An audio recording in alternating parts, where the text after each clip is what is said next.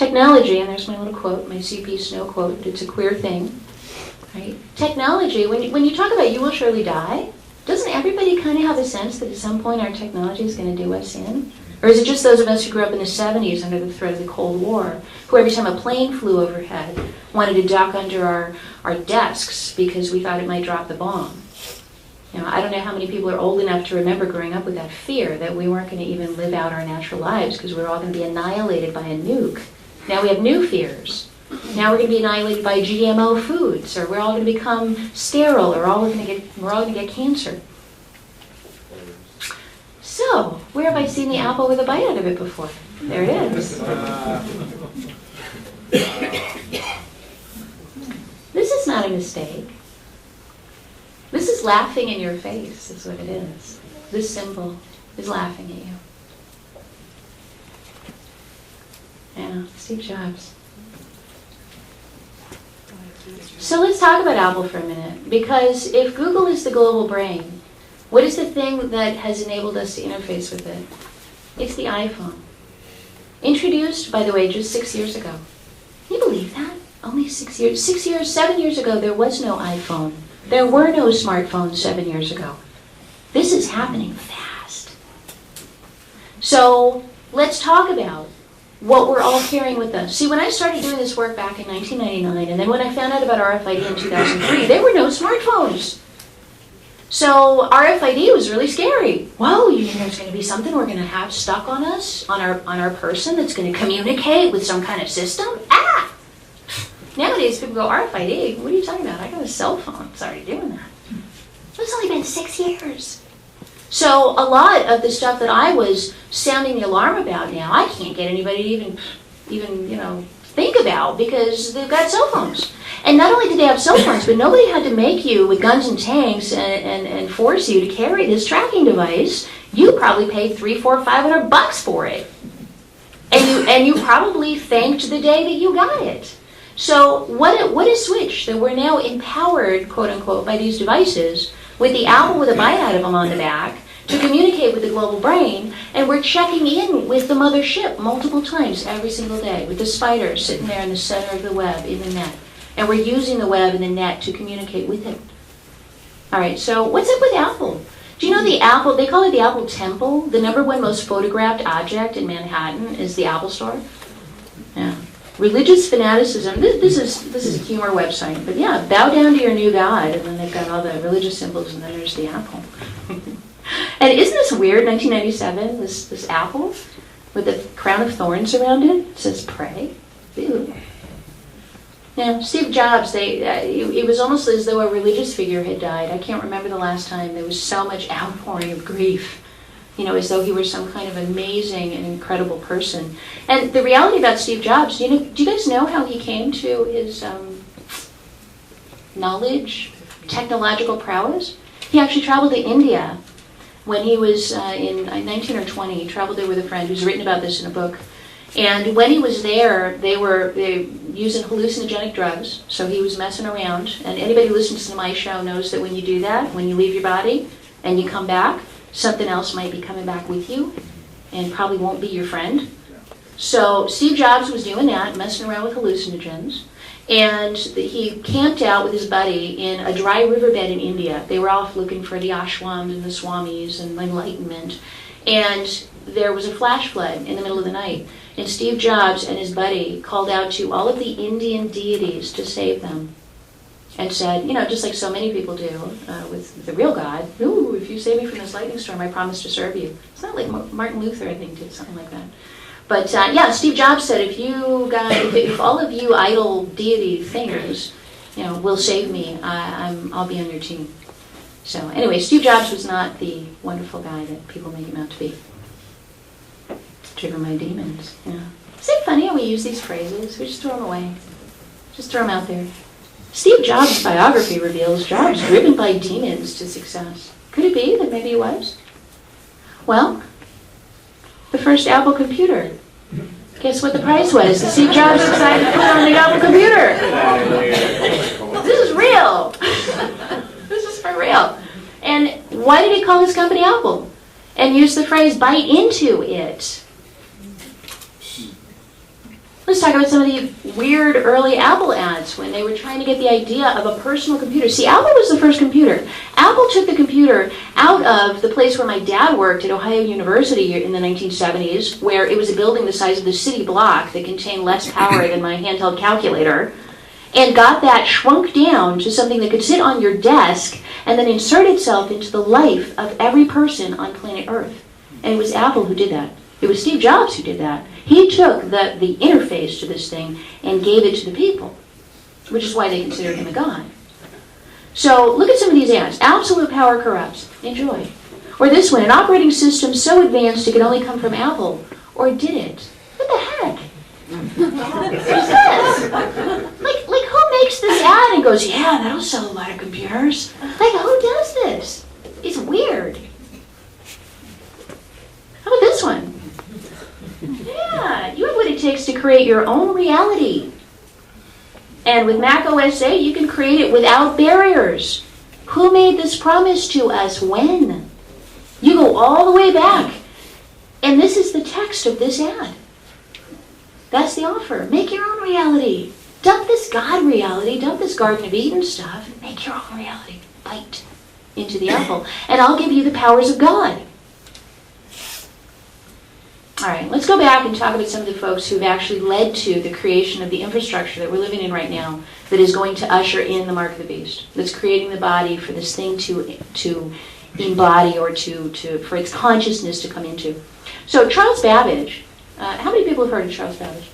Oh, a fair number. Yeah, a lot of technical people in the room. Cool. So Charles Babbage is widely recognized as the father of the computer. And it's interesting because Charles Babbage's history is actually kind of bizarre. He, as a young man, decided that he didn't really believe that God was real. Now, a lot of people have decided that over the years, but at the time that he was living in the early 1800s, that was a pretty radical position to take. Do you know what he did to try to figure out if God was real?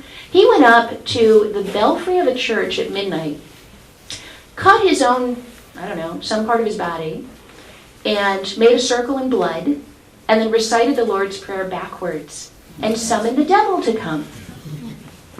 Now, how many kids do that? I don't know, but that's what he did. And because nothing happened, then he concluded that all this God-devil stuff isn't even real. Yeah. So I would argue that maybe something did happen when he did that, when he actually summoned the devil and asked for the devil to come to him. I would argue that maybe the devil answered that request. He tends to do that when you ask him to come. So it gets even weirder because Charles Babbage, there's a book called Ada, Enchantress of Numbers, and it's about Ada Lovelace. Long story, but anyway, she was his muse and helped him. A lot of people say that she was the first computer programmer, that she actually did a lot of the work that was attributed to him. But there's a letter that I was reading as I was trying to sort through all of this and understand who these people were. She actually wrote a letter in which she actually said to him, he was getting discouraged, he didn't want to keep working on this computer stuff. And she said, I would urge you to keep going. And in this letter she writes, if I were the devil, and in parentheses she says, which perhaps I may well be, I would urge you to continue this work. I was like, wow, who says things like that?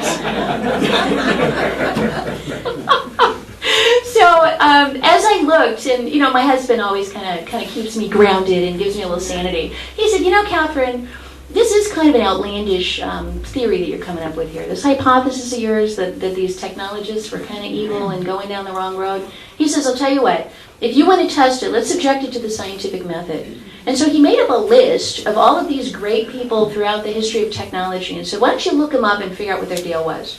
And as I did, one after another had exactly this kind of story. All of them. It was weird. And what I did find out, though, is that the ones who were interested in pure science, like the Isaac Newtons that just wanted to understand God, but not control or create power from that understanding, those were almost always good men who really did believe in God and did good things. The ones, though, that wanted to extract that power for their own personal gain were almost all evil. And all of the big names that we in our technological society almost worship were part of this whole, when you look at their history. Here's another one, Thomas Edison. So Thomas Edison tried to create a machine that would talk to the dead. And he claims it did. He claims he actually created it. That there was a machine that used the electromagnetic spectrum, the radio waves, to actually communicate with the dead. Well, we all know you can't talk to the dead. They're dead. So who's he talking to? Who was speaking to Thomas Edison? He also believed that there were entities inside of all of us, including in him, that contributed to his genius, and that when you die, they leave and they look for another body to inhabit as a host. It's like, who thinks like this? So again, Thomas Edison, I mean, you know, I had a Thomas Edison puppet in 4th grade and did my little show of how wonderful he was. So, you know, these are the people that we revere in our society, and yet you scratch the surface, and they were all part of the whole movement to get us to where we are now. What was the first computer called? Well, this was the first U.S. computer. World War II. It was called the Mark. Not Mark, the Mark. They called it the Mark I, and then when they came out with the second one, they called them the Mark I and the Mark II. But the first computer was called the Mark. And what was it used to do? It was used to create the algorithms to create the atomic bomb. Right? You will surely die. You eat of this, you're going to die. So that's what they did with it. They didn't figure out how to end world poverty or anything else. They figured out how to create the ultimate, I think it's the abomination that causes desolation of the Bible. The abomination of the atomic bomb, created by the Mark. This, by the way, is in the Science Center at Harvard. Yeah, I walk by it all the time. You just walk in the Science Center, there it is. This is just a little piece of it, it was huge. But down along the side here, you can see, that's all the pictures, all the men working on it, all its wires, and it looks like a circulatory system. You know, it looks almost human. You see these wires interconnected, and then you see the diagrams of the human body. It's kind of bizarre. All right, what about the barcode? So whenever I talk about the mark of the beast and I say, you know, all this RFID stuff is really moving in that direction, yeah, come on. People said that back in the 1930s when they tried to introduce the Social Security number. People said that in the 70s when they introduced the barcode. And I'm like, uh-huh. And they were right. Because all of those things were necessary precursors or necessary stops along the train track that's taking us to the mark. It's not just going to be one day we're living in caves or doing agriculture with handheld plows and then the next day there's going to be a mark of the beast. There's steps, there's pieces. You had to have electricity. You had to have an internet so that you could find all people on the globe, great and small, rich and poor, free and bond. You had to have a way to find them all and communicate with them all in real time. You had to have a digital system. You had to create binary. You have to do all of these things. You have to have optical reading systems. You have to have this idea. And the barcode's fascinating because you know what the barcode did? The barcode took physical objects like, I don't know, like a can of Coke. I don't drink Coke. But, you know, a physical object like a can of Coke. When I was growing up and I would go to the grocery store, it would have to have a price tag on it. And do you remember the cashier would punch in 79 cents? Probably cost a six-pack back then. And you would get a receipt, and the receipt would just say 79 cents, 0.79. You had no idea what that was. Well, the store didn't know either, because the system, there weren't even computers, the cash register couldn't identify the can. Only a human could identify that that was a can. Well, what the barcode did was it enabled machines to identify physical objects and interact with the world. See, think about that for a minute, because before there was a barcode, there was no way that a machine would know what something was. It couldn't interact with the world. So that was the barcode, and then when you get to the RFID tag, it enables the machines to do that in real time.